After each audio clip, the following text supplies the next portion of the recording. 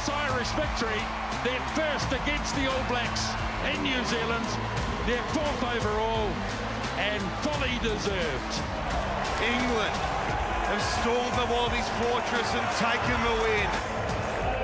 We're going to Sydney for the decider. And Wales have their first victory ever in South Africa.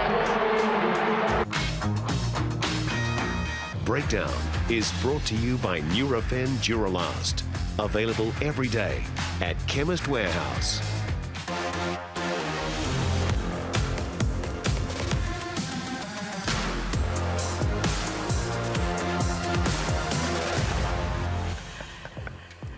Tēnā koutou katoa, welcome into the breakdown. What a weekend. A weekend that sent, well, almost every series to a decider, didn't it? 24 hours after we've had time to digest that historic moment from Ireland. 117 years in the making. They come to New Zealand and get their first ever victory. And, well, this panel, they can't wait to rip into this. Jeff Wilson is almost ready. Look at him. We've got Tokoro's finest and the sole Irishman that's very happy, Isaac Boss. Well, I've got sore cheeks from still smiling. Great to have you on the programme, and of course a man that needs no introduction, Stephen Bates as well. After the last 24 hours, we'll start off with you. How are you feeling? Oh, geez, a bit tired actually. I was down there in Dunedin and getting out. I did get to bed nice and early, let them celebrate, but it was magnificent. Yeah, pretty good. So great occasion, great game, and yeah, like I said, you haven't stopped smiling. Clearly, it wasn't a great game. It clearly wasn't a great game because, bottom line, one team had to play with 14 men, then 13 men. Credit where credit is due, and you have to do it. And we knew the dangers, Batesy, of this Ireland team coming on our shores, and now we've got one of the great test weeks to look forward to. Sky Stadium in Wellington, we've got a decider, not just a decider here. We've got a decider in South Africa, we've got a decider in Australia, and we've got a decider in South America. So bottom line, if you love rugby, next weekend is something to behold and really celebrate, Batesy. And if you're a neutral, isn't it what you want? You watch any sport you watch, and we're watching rugby at the moment. If you want a contest, and what you do over the 4 series there, you got a contest, you got a decider in every single one. So you know, if you want to promote the game of rugby, it's better to promote a series that is 1-1 rather than 2-0. So we've got 4 great games coming up next weekend and everything to play for. But what do Ireland do after the game? Look, how did they approach this? Because bottom line, when you create history, and that's what they've done. But I got the sense when Jonathan Sexton did his interview after the game, the job's not done. That was the first job, right? But the real history is winning the series. Is that the way you see it? Yeah, I totally see that. They would have celebrated because they deserve to celebrate. They deserve to have their pint. Well, they do it well. And a couple of whiskies maybe. Yeah. Because that was brilliant. And then if they'd won the first match and lost this one, momentum's changed now. They've got momentum. All the pressure's on the All Blacks going into Wellington. It's just changed the whole perspective of it. And basically, there's no neutrals here. Yeah. You know that. I'll just say, in general, I'll just say one thing I picked up from that Johnny Sexton interview. He was very deliberate in saying, when it was 15 on 15, we were winning. Yep. You know what I mean? So he didn't miss his mark. He was direct in what he was saying. So don't forget that. When it was 15 on 15, we were winning. And that's what I picked up from that interview. When we were 15 on 15 the week before, though, we only needed 15 minutes to take the game away from them. So be very, very careful what you asked for. And bottom line, in the first 40 minutes where they had the advantage, they should have put the game away. And they didn't. To let the All Blacks get themselves back into the game just before half-time could have come back and hurt them. They proved they're a quality side. And they did it in the second half. In the first 10 minutes, you felt as though they took the game away from the All Blacks. But they needed to do that because the All Blacks got a lift. They showed some character, but they put themselves in a difficult position. And Ireland did what England couldn't do to Australia. They came back and proved they're an outstanding team. And with that, I actually think their tactics changed a little bit in the second half, which wasn't for the benefit. They went to the kicking game a little bit more that they hadn't used. I thought they played a little bit safe when they played a lot more fast, attacking pace rugby up until that. So I think, you know, that was maybe just a bit of changed focus. But if you go back to Test 1, those 15 minutes was 5 mistakes from the Irish team that they don't make any other game of the year. And they got them all out of the way there. And, you know, they were a lot more clinical in the weekends. They did what they needed to do. And the All Blacks, 2 tries, last minute of the first half, last minute of the second half. So you can't tell me that any other time in that game that the All Blacks were actually in it.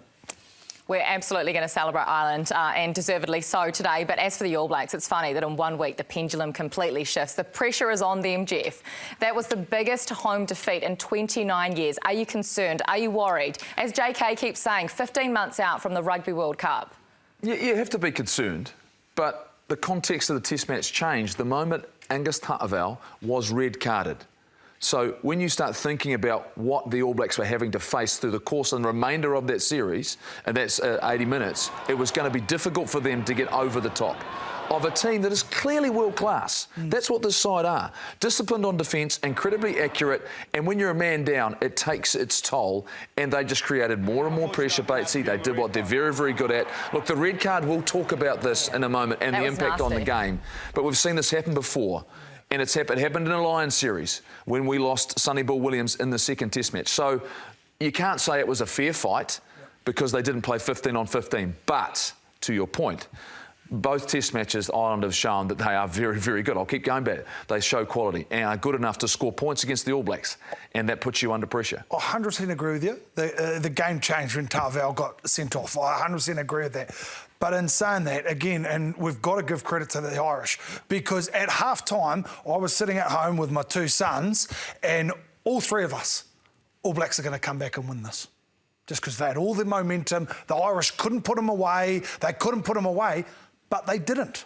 And at 15 on 14, it doesn't matter. You still got to win. And Aussie showed last week, you can beat a team with 14 men. So you've got to give credit for how good they were. So which one of those boys are going to be wearing a green shirt next week? Well, I tell you what, the young fella got a bit bored. I don't think it'll be him because the young fella got a bit bored and fell asleep in the second half. So I don't think it's him. The price of potatoes are going up now, you know that, inflation. So those chips at McDonald's are going to cost a lot more, mate.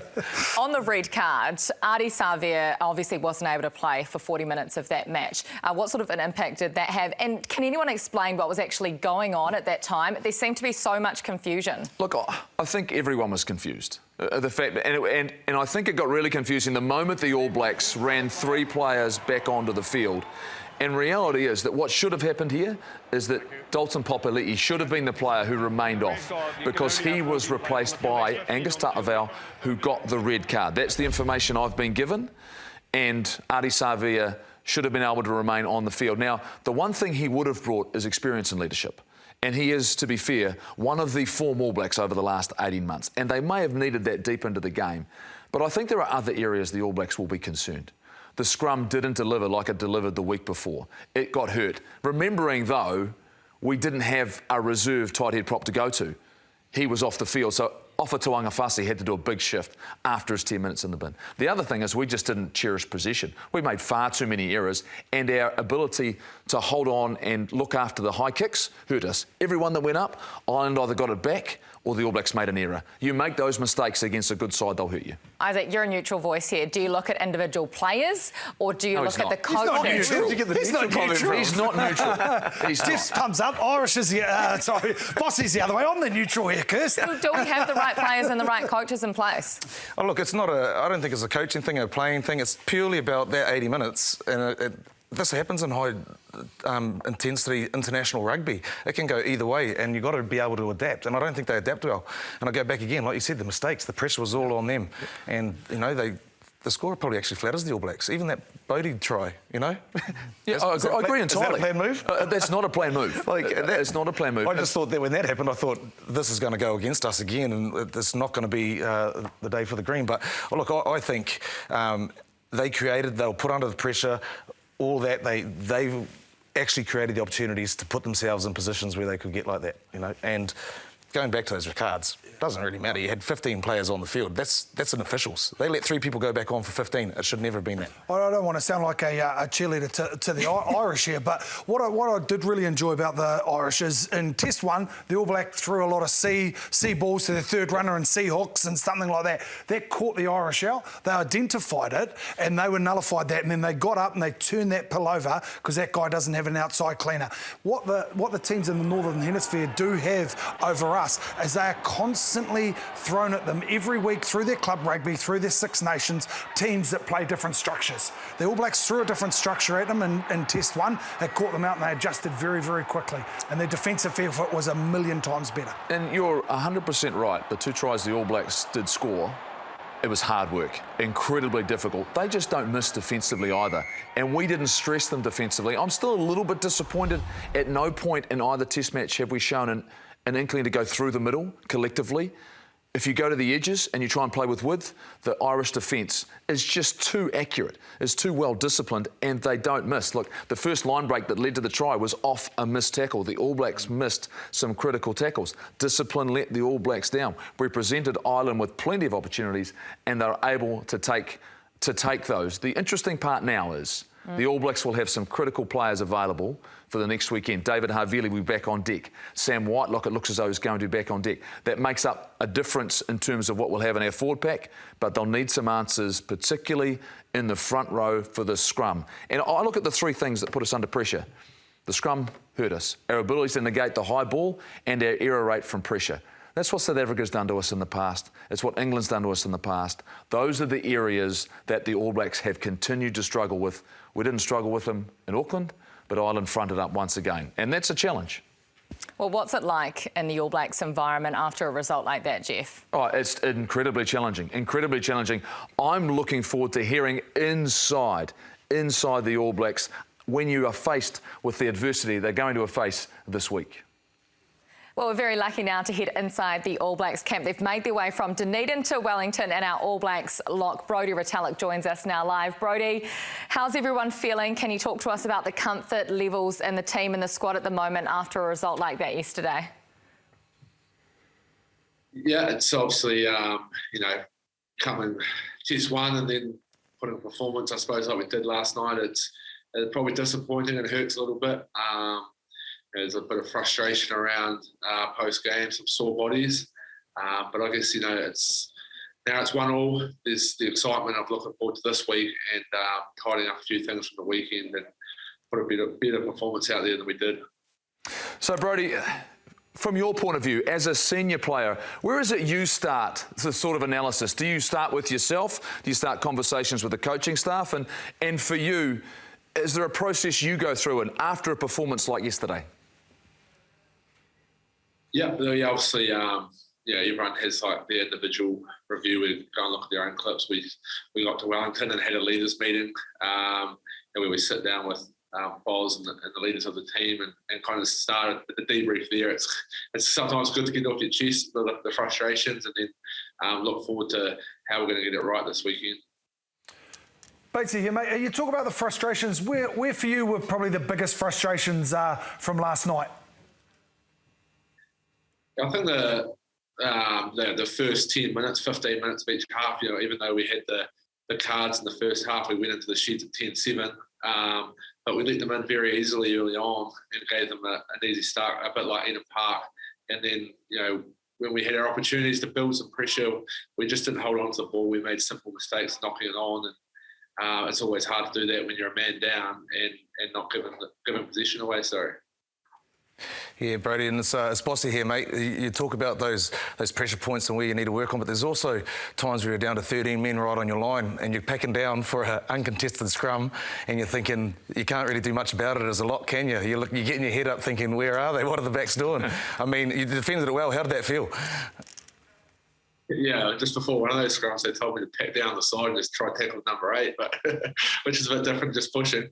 I think there was definitely parts there, especially when we're numbers down and some of the defence, you can't question the will and the want from the boys there. It was pretty outstanding, but at the same time, we've got to be able to do it both sides of the ball and like I touched on, cut a few of those mistakes and errors out so that we can get a chance to play our game. Look, I've been in this situation before where you are right now, where there is a big game coming up, but it is still 6 days away, right?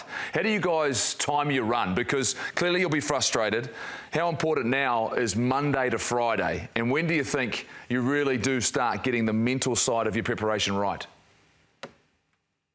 Yeah, I think we talked about like the Lions series. We were in a similar situation, had a red card in Wellington and went to game 3 at Eden Park, but it's also a great challenge for the squad. Like obviously we didn't want to lose in the weekend and we would have liked to sew it up, but to go into the series 1-1 with a big decider in Wellington is going to be a great learning experience for the squad and the boys that haven't been there. So that's a positive. I think, like I said, we start to talk about it tonight here in Wellington, the leaders, and once we hit the ground Monday, it's all about looking forward to Saturday and building our run, like you touched on, so that we come out of the blocks on Saturday night and not be slow like we did in the weekend. Brody, you talk about parts of your game you got well. Early on, they put you under a bit of line-out pressure, but then an area you're an expert in, then you guys are able to regroup, come back, win some good quality ball, and then turn it around on them and pilfer some of their ball as well. That must feel good for you guys and must be a positive going into next week. Yeah, I think those first couple were a little bit rusty and they pinched one there, but I thought, especially going into half-time, we went to our 5-man line-out and we just mauled it and we managed to win a couple of penalties and piggyback ourselves down the field was a highlight. Yeah, I think the set piece in game one was good, and we know if we can pressure their line-out and steal their ball, it's a set piece that they look to start their game off. So, again, it'll be another massive focus as our line-out D and attack moving forward to Saturday. Well, Brody, thank you so much for your time, for your honesty and always turning up to talk to us on The Breakdown, and we wish you all the very best for the decider this weekend. No worries, thanks very much. Yeah, absolutely awesome to be able to get an All Blacks perspective. But Isaac, can Ireland do it 2 weeks in a row? And will they be disadvantaged at all? Because they've got another match this week against the Māori All Blacks in 2 days' time. Yeah, and I think that's the key part of it. They definitely can do it. And like I said, the momentum's with them now. But week one, they had players that played the Māori match and the whole bench had played. And this week we've got that Māori match again on Tuesday in Wellington, given that's only a couple of days away now. But there's going to be guys backing up from this game to Tuesday now, and then also backing up from Tuesday to next Saturday. So it's tough. They've come with 40. They wanted to put themselves under pressure. They wanted to test themselves with a bit of adversity. What better place to do it, really, isn't it? I think if you get Batesy, if you get picked in the starting 15, expect to do a big shift on Tuesday night, because they're going to have to step up. They could use it as a continuation, though, of the momentum. If they get another really strong performance, the belief continues to get stronger and stronger. We know the belief's now well and truly there, though, right? This team, I don't think we'll see anything different from Ireland this week, because the consistency of their performances, it's there. We know what they're going to do. I think this week, Batesy, is really about the All Blacks and what they do in terms of their preparation. Yeah, I think it is. And the All Blacks, they've had a few shots fired across the bow and they will come back. They can guarantee that.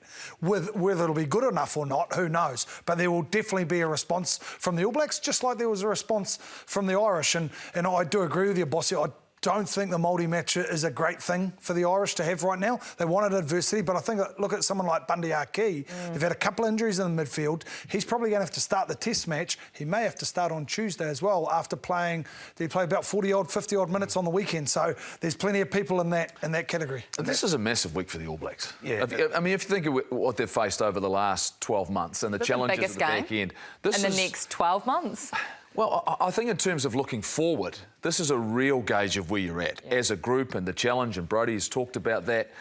We'll find out what this coaching group are about, what this player group are about, what the leadership is all about. They'll find out so much more about themselves in this next week. Last year was a unique situation. We understand how long they were away from home, but reality is there are no excuses this week, right? No. They're the makers of their own destiny come Saturday in Wellington. And there's even more pressure, because imagine if you lose that and all these things going against the Irish, like a midweek game, 40 players, like you said, Ringrose, Sexton, all these injuries after 5 games in 3 weeks, they lose that. What's next? Oh, that famous saying, imagine if they lost from here. You just reminded me of that. Please don't. You'll be smiling again on The Breakdown. You know what I hope we don't have? I really pray we don't have a draw. No. Because remembering how that's what I mean. I've got the stats was here. That. 4-3. Get an agreement. Yeah, get an agreement. Let's get an agreement that you'll play some time. 4-3 Ireland are up, okay, over the last number of years. But you go back to 2013, there's a game we didn't want to draw. There was that draw and they did the kick again to win it. A draw was a loss to us. But imagine you take that out. Then think about the Lions series as well. Just the anti-climax of it, of 1-1 and a draw. Let's come on, play extra time, please. Stephen. Golden point. Let's go golden point. There we go. Keep going until someone scores. Golden point. Ireland won't need it. They'll kick a goal on 80 to win. Sexto, he'll stay on. He's got to stay on for 80. Is he going to play? Yeah, that's the big question. He was being nice, iced. He just stayed on enough to he had one. He went off, what was it, 76 minutes or 75? So, yeah. We want all the best players out there, don't we? We want Johnny Sexton to be out there. What about the All Blacks, Jeff? What changes are you making? Where will the changes be made, if any? Well, going into this series, they would have had a team they wanted to play.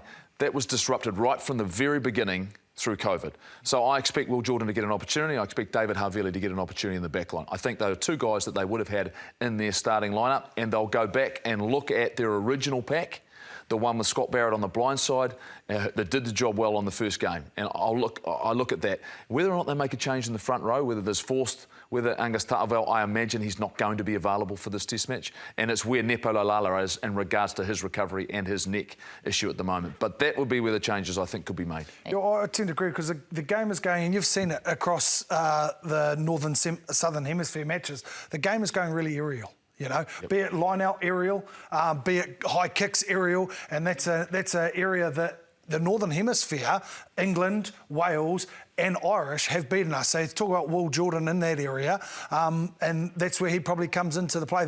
Honestly, the game is going more and more about who can win the contest in the air. And those two people, Scott Barrett maybe at 6, and then Will Jordan on the wing, they are two men that don't lose the aerial battle that often. I think the 8-9 combination is the big one here. Artie being off from the weekend, and, you know, you got Whakatava coming off the bench. Aaron, you know, is he playing on top of his game at the minute? I think that's a real key part in the All Blacks at the minute, and I think that's where a big pressure point is. Interesting. Are you suggesting a change at number 8 for the All Blacks? I'm just saying it hasn't worked so far, has it? So you're suggesting a change at number 8 for the All Blacks? Not necessarily 8. Maybe I'm saying 9. You know what I mean? There's a whole combination there around it. He's been they missed him in the weekend, undoubtedly. But you got to get that combination. I do think, and all three of them are wonderful players. All the three loose forwards that we come out and arguably go number 7 in any team in the world. But I do agree that I'm not sure we have 3 number 7s out there to start a test. I'm not sure. And that's where we missed Artie. We couldn't break down the Irish defence. We couldn't. They were too good. But Artie, as a general rule, he finds a way to break down the defence and get us in behind. We didn't have that on the weekend. Well, you two would know you've had a pretty good combination over the years as well. This used to annoy me. Vice versa, I'm sure. I think he nicknamed me Mozzie the first time. I did. Well, I'll tell you what, there was plenty more action over the weekend. There were cards galore as well. It was actually hard to keep up with all of them from all the matches over the weekend. And guess who was front and centre saying his piece? Eddie Jones. Well, I think the game's gone out of control. Yeah, we saw the New Zealand-Ireland test. You know, at one stage, the commentators couldn't count how many players were on the field. Seriously.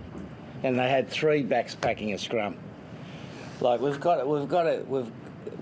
the full hog, where everything's a yellow card, everything's a red card, and there needs to be some common sense come back into the game.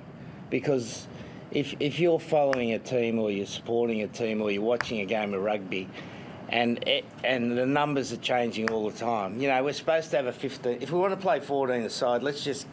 Like, I asked the referee today how many yellow and red cards he had in his pocket. So I picked up his pocket and had a look how many he had. He had plenty. But he didn't use so many of them today. But he used enough of them. Yeah, I think we've gone too far. Well, sometimes he can make it hard to agree with him, but Jeff, are you agreeing with him? Have we gone too far in rugby? Look, it's a collision sport, and this is a conversation we keep going on and on about, but I'm looking at this from in some ways, a fan's perspective. People have invested a lot of money to travel long distances to go to a game, and that contest is significantly harmed when you lose someone from that game. And particularly if you compare 2 from last weekend and this weekend, Darcy Swain does a headbutt and gets a red card. Absolutely justified. No problem at all. Angus Ta'avao he's covering on the inside, a player cuts back inside, and he has 0.54 of a second to change his body position. He doesn't have an opportunity to do what he needs to do to protect him and the player he's tackling, and there's an accidental head collision, and it has the same effect on the game. And this is a real challenge for the game right now, is the fact that there's so many collisions in the game. And I get that I could look at sour grapes because it's the All Blacks, but this could quite easily have happened to Ireland. It could happen to South Africa. It could happen to any team. And if you're thinking about, in 15 months' time, a Rugby World Cup, it being decided and severely influenced by a rugby play, Bossy, just a rugby play that happens, an incidental collision, I have an issue with that. I have a real issue with the fact that it's going to decide a game, and I think it had a massive impact on the game on the weekend. Yeah, there's no doubt it had a big impact. And I think any time you got a back doing a switch like that and a front row forward running across, he's thinking he's going to beat me back on the outside. So he's gunning to make that right-sided tackle, and Gary Ringrose keeps going, and you know that's like you said, 0.54 of a second. You can't react that quick. But the biggest thing, I think, there's a bigger picture here that people forget about, and we don't like seeing the head knocks. You know, we don't want to get to a stage where it was like the NFL, you know, and this sort of stuff. So, although I think it is a little bit stupid at the minute, I think it's part of the process that if we don't stamp stuff like that down, you can't stamp that out though. You can't stop that head clash there. But you can stop head-high tackles. You can stop headbutts, but you can't stop collisions like that, Bossy. But the number of collisions like that you can, and that's purely what I think it is. So the way it's reffed is the difficult part. So I've got no issue with collisions and all that sort of stuff and issue like that. But like, there was a lot more of them. We've been a lot harsher on them. I think they'll probably button off that going into the World Cup because they don't want that to wreck a World Cup. And they won't. Well, they didn't do it for the last World Cup. I'll just say one thing, and I know we brought it in New Zealand here through the Super Rugby. I just think, to your point, you're ruining a contest. I believe that a 20-minute red card is a wonderful scenario. I know it's been voted and it's been kicked out, but I believe that a 20-minute red card still doesn't ruin the contest. You know, it was a wonderful contest that didn't ruin it. But what about in the case of a headbutt though, where it's straight out filth? Well, the thing is, how do you? Yeah, that is straight out filth. Straight out filth. Who makes the decision? Oh, that was unintentional or it wasn't unintentional. You know what I mean? All of a sudden, there's grey lines in there. You know what I mean? I understand what you're saying. Angus Tarvell wasn't intentional. Darcy Swain was intentional. I understand that. But then when we get closer together, then we're blurring the lines. So Ben O'Keefe in the final of Super Rugby Pacific got it right twice. He was smart enough to recognise what's a rugby play and what's not a rugby play, and he wasn't influenced by everyone around him. And that's part of the issue as well. The more people who get involved in this conversation, for me, the more confused it gets, and the more you have to rely so heavily on the law. And then all of a sudden, it's the strongest personality that ends up quite often affecting what happens on the field. And look, I'm not saying that Angus Tarvell was perfect in this. He ended up colliding head to head, and no one wants to see that. And I understand you want to protect the players, but by the same token, there are some collisions in the game which are uncontrollable. Yep, and with that too, you've got, of the officials, you've got Jaco Piper, who was in the United Rugby Championship. You've got, I think it was Andrews or someone who was actually in the Sansa stuff with Australia reffing, and you've got an Englishman. So all of a sudden, 3 different interpretations, and they're coming on to give the referee advice of how they should see it. And one competition had the red card 20-minute replacement, the other one didn't. So all of a sudden, what's going on? You say that, Bossy, and I don't know if you saw the South African game. Poor old Alan Wynne-Jones, he got sin-binned for 10 minutes for hands in the ruck. He didn't even touch the ball. Yeah. It wasn't the referee's fault. It came from upstairs. So he didn't even touch the thing. And then he got sent to the sin bin. The one thing I'll agree with Eddie Jones, we've gone too far, the Parisi one for Australia. Ridiculous. Well, let's take a look at that moment then. He's trying to catch the ball, you know what I mean? And he gets some... But that's common sense. That's a rugby play. Yeah. He didn't knock it down deliberately, right? Yeah. He's trying to catch the ball. I mean, this is where I think we've got to give our referees more credit that they understand the game. Surely that you can... bottom line, when you're trying to catch the ball, you know, has Palmer's in a position... I know and understand that there'll be some people out there going, well, that's stopped to try, but is that a yellow card offence? I just can't see it. 2 years ago, that was a yellow card offence. Remember when they cracked down on it, and then they've gone away and they've brought other ones in? It's kind of like the refs themselves. They play all these rules where they've got to stamp down, and they don't know which one they're playing at the moment. He's disappointed, Parisi. He's disappointed, not because he thinks he's going to the bin. He's disappointed because he should have caught that and scored at the other end. That's why he's disappointed. Absolutely. So, I mean, I think...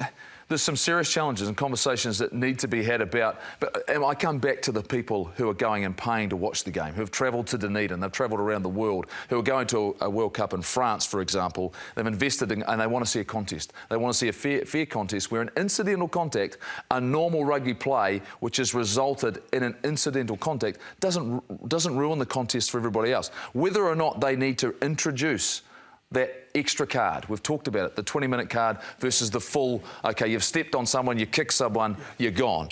Oh, no, this is an accidental collision. 20 minutes, it doesn't kill the contest. I think it's really important going forward that discussions are had. Yeah, I'm with Basie. I think I'm disappointed that they didn't keep that replacement rule going, because if a player really does something wrong, then he's penalised, he's disciplined. The team isn't put at stake for anything, you know what I mean? Because you're also dealing with people's livelihoods. People are, you know what I mean? There's a lot riding on this, not just that one individual. What about consistency? I mean, we talk about it so often, don't we? But if you look at the Leicester Whainganuku incident, that happened in Super Rugby not that long ago, right? For a guy in your team, Batesy. Well, I sat here and I said I disagreed with Caleb Clark getting suspended for 3 weeks. 3 weeks. I said that. Okay. Caleb Clark got suspended for 3 weeks, so we just need consistency. I didn't agree with Caleb, and I'm not saying Leicester should be suspended for 3 weeks, but at the end of the day, anything you want is consistency. Not when a headbutt gets 2 weeks. Yeah. Not when a deliberate collision leading with your head gets 2 weeks. Are you kidding me? And then someone's had 3. I mean, that consistency you're talking about, it's just critical for the players, for the fans, for everyone. And by the same token, everyone needs to understand at the ground exactly what's going on. That was one of the confusing parts last night when that debacle was happening, like with his players coming on left, right and centre, and we're not knowing. And the All Blacks, not through any fault of their own, it was incredibly confusing. We need to educate people at the ground and at home to exactly what everything is for. Maybe that was a tactic. They knew they weren't allowed 15. They just tried to sneak him on there. It changed momentum of the game from there, you know what I mean? They almost got away with it. They almost did. And that's it. Maybe it's just a genius play to stop momentum, you know what I mean? After that, they got down. It was amusing seeing people. How many counting? Cody Taylor's way over, ready to throw the ball, and he's either hiding off the pitch, but he's actually in play. I actually think it's just J1. No, you've got 1, 2, 3. You got too many. I'll pretend I'll go for goal, but I'll pretend to go for goal, and I'll kick to the winger. Good to know that we can all count, eh? It's a very Chiefs-heavy show tonight, of course, these two, but we also get a couple of great Chiefs mates together in the Deep South. Damien McKenzie and Anton Leonard-Brown right after the break.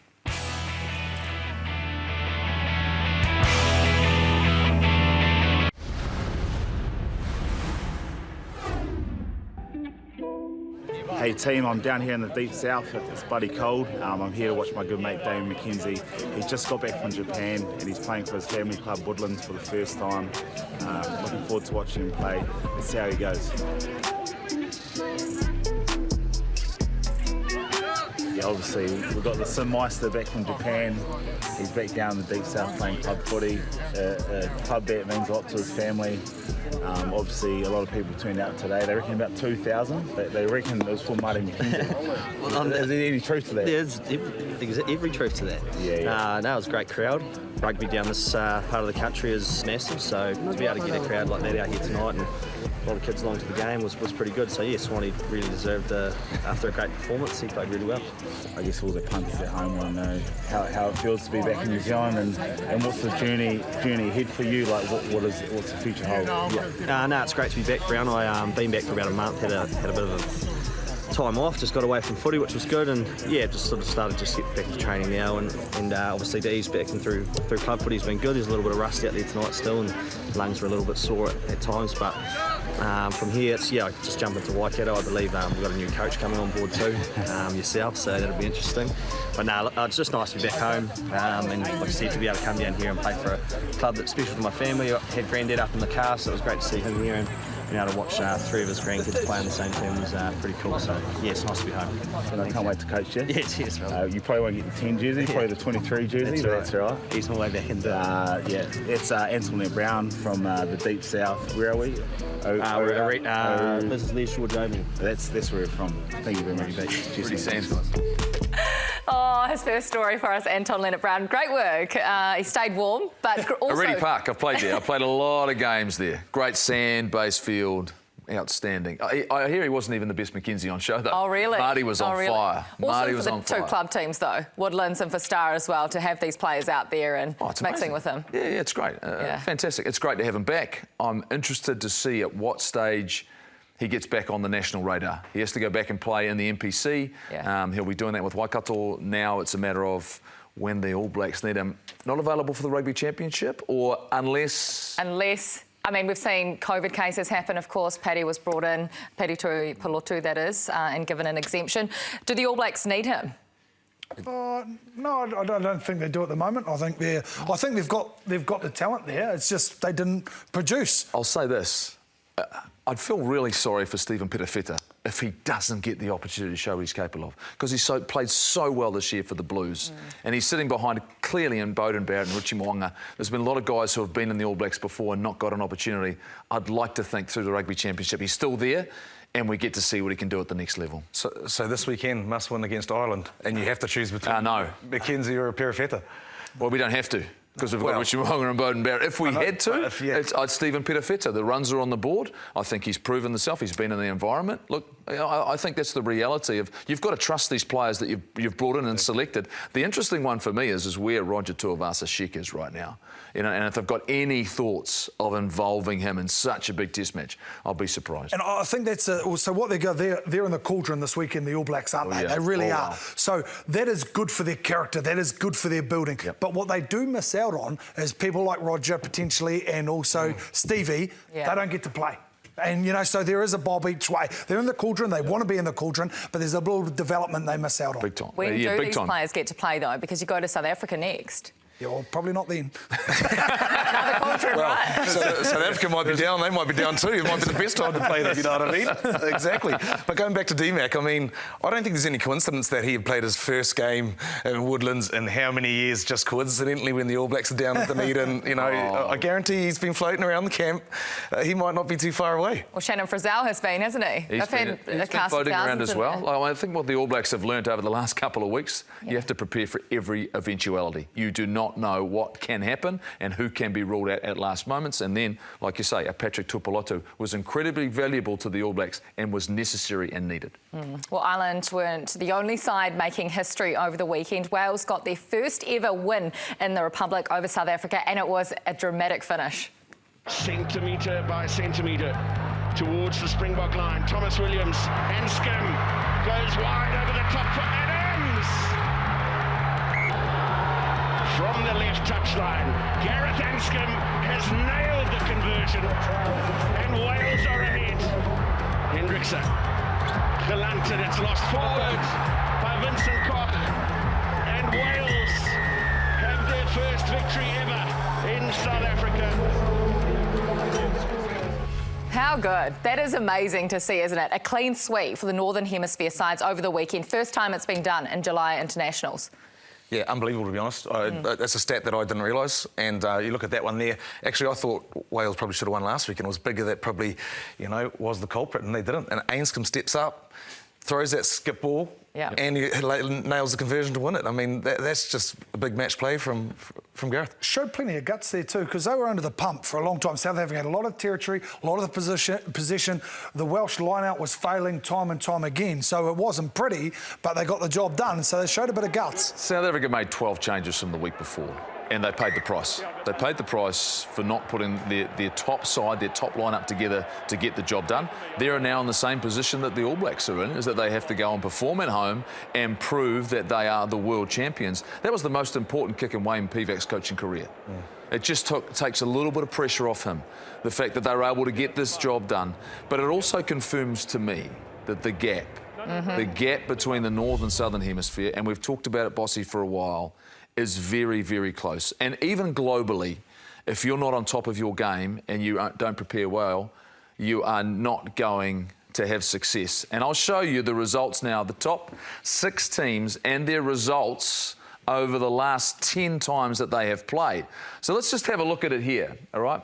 France are undefeated. That's why they're the #1 team in the world. That's the sort of form they've put on the board.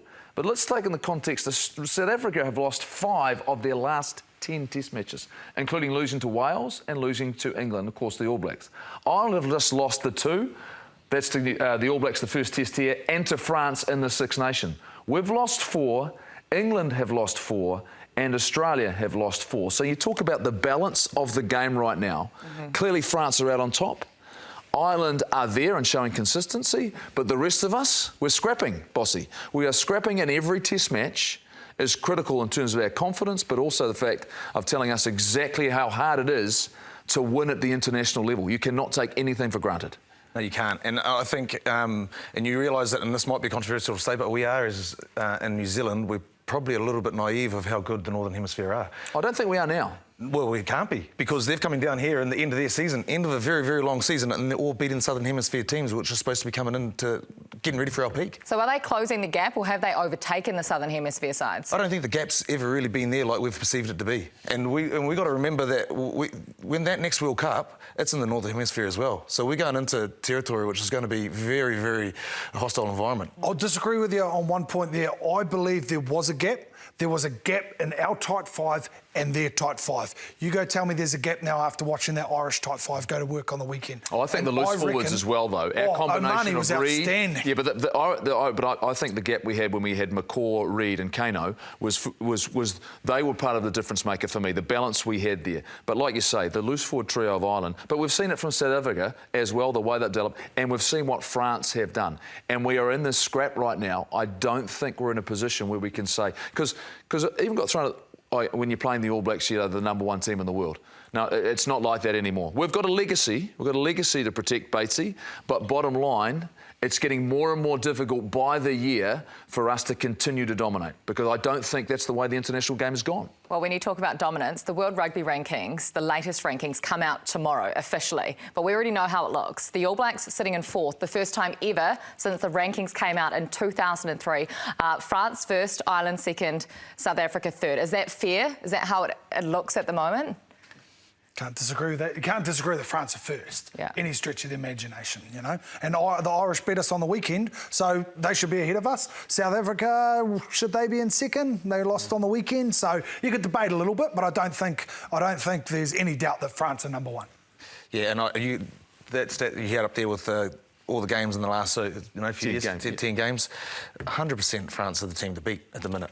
Yeah. 100%. And, in the Six Nations, Ireland play them regularly, and it's a one-off match. And there's a big cases, there's a lot more riding on it than series like this. And what it does do, and I've said this before, it makes an absolute mockery of the fact that France is in our pool for the Rugby World Cup, and that South Africa and Ireland are in another pool and will play and meet each other in the quarterfinals. Makes a mockery of going into a Rugby World Cup when, in theory, you want the 4 best teams on a path to meet at the semi-finals, the 4 best teams in the world. That, to me, they make those decisions far too early when it comes to a Rugby World Cup in those pools. OK, well, time to have some fun, because it is trivia time. Oh dear. Your favourite time, Batesy, your favourite time, and Jeff's as well, but I know that you're going to be great.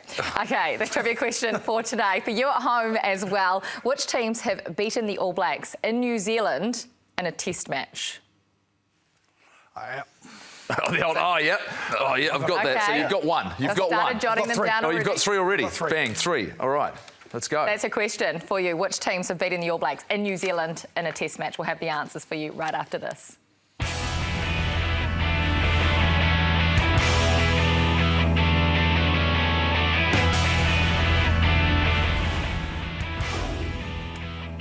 No, Mai, Hoki Mai, welcome back to the breakdown. It's great to have you joining us, especially for this time of the show. It is trivia time. The question is, which teams have beaten the All Blacks in an official test match in New Zealand? Do you think you've got the answer? Now listen to the answer. Make sure you're clear on the number. How many teams? No, I want them to go first. How many teams? I've got 6. How many? I've actually got 6 as well. Jeff? I've got 7. Well, Jeff's right. What teams do you have? You guys got the easy 6, but they didn't get the World 15. The World 15 was the 7th test match, so South Africa, Ireland, Australia, England, France, the British and Irish Lions. The try under the post. Well done. World 15. Well The done. big try under the post. Is that right? Yes. You saw the answers, I can't didn't you? believe I got that. You did. Honestly, can't believe I got that. I mean, I can't remember anything.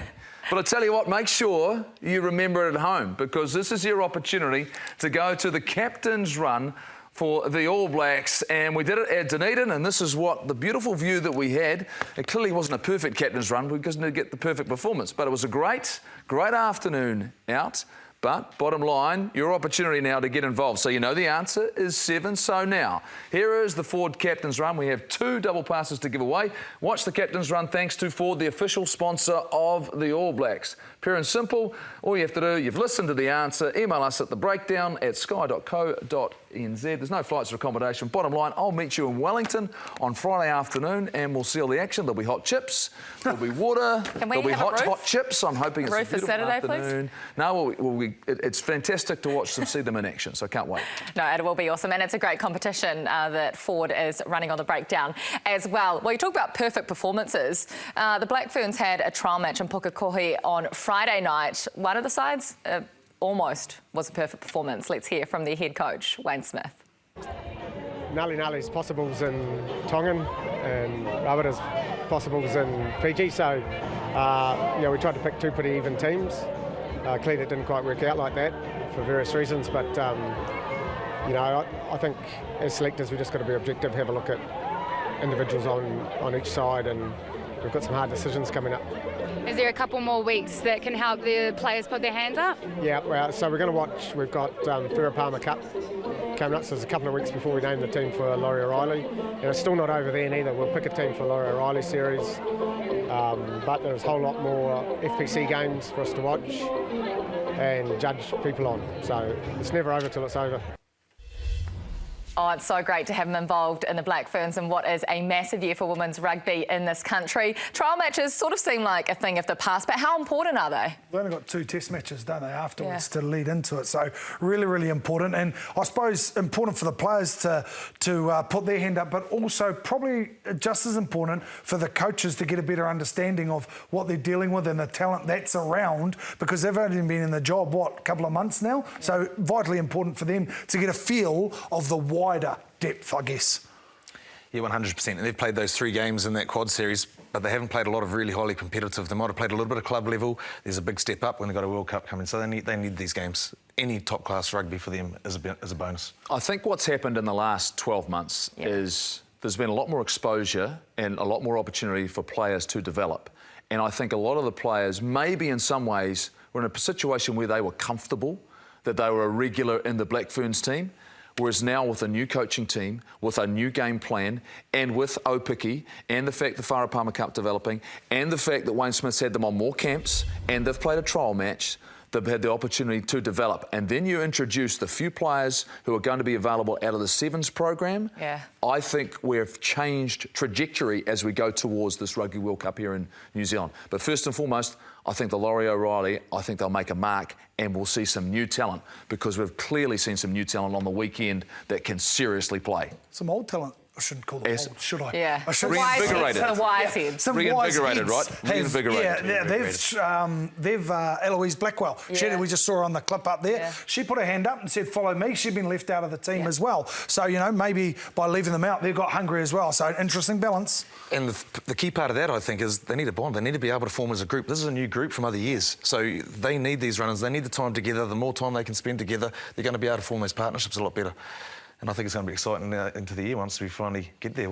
3 months? It's not far away, and we've got the Laurie O'Reilly, which is late in August, 20 and 27th of August, and that'll be a chance to see how far they have actually come. But even through the Pac 4, they showed some real development. And this group, I'm really excited about it, because all of a sudden we're seeing fresh faces, people that are stepping up to the mark, and they've put the pressure on Wayne Smith and the selection team to say, you know what, find a place for me.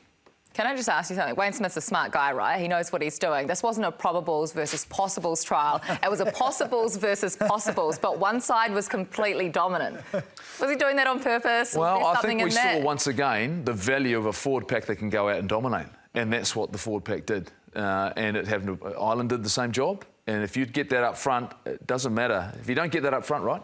It doesn't matter how many rock stars you got in the back line. You've got to get it, and they got that dominance up front. So I think it's bitterly disappointing for some other players, but for the team that went out and fronted, they put their hand up.